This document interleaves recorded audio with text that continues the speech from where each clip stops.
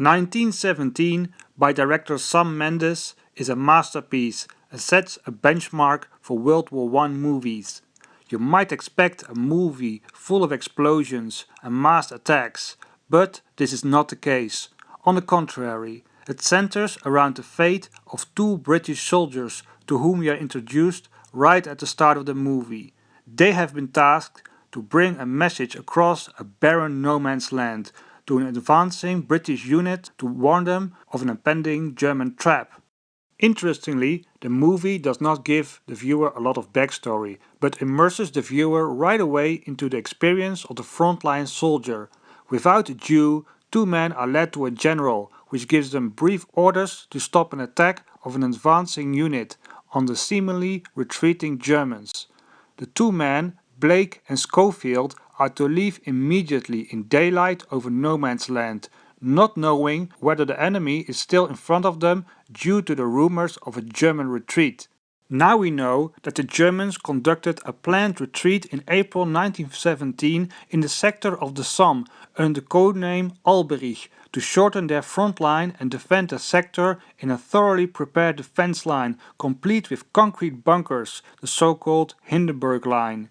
The British general shares intelligence with Blake and Schofield about the German retreat to their new positions, but there is still an element of suspense in the movie because we don't know if the Germans have already retreated in this particular sector and whether the Germans will be conducting rearguard actions. Despite the absence of the enemy in no man's land, the landscape is harrowing due to the carcasses of animals and the decomposing corpses of men from previous battles. Death does not only come from the enemy, but also from deep craters from which you cannot climb out and poisoned water pools in which you can drown under the weight of your own equipment. A good element of the movie is the fact that a lot of things are implied rather than told.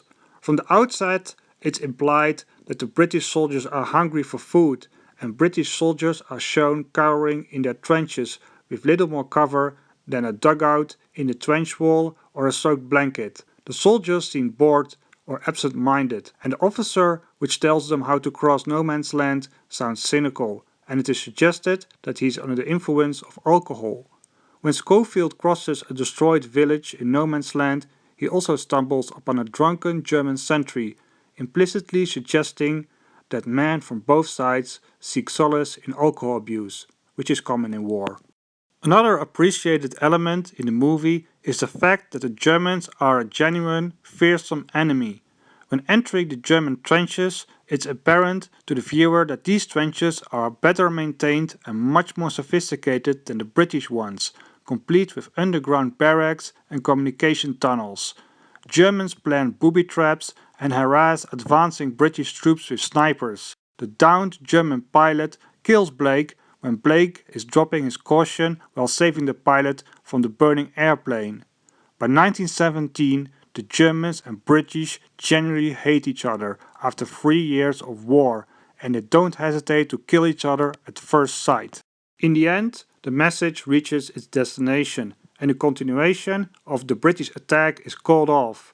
Colonel Mackenzie, the leader of the advancing British unit, expresses cynically that there will be orders for deadly attacks in the foreseeable future anyway.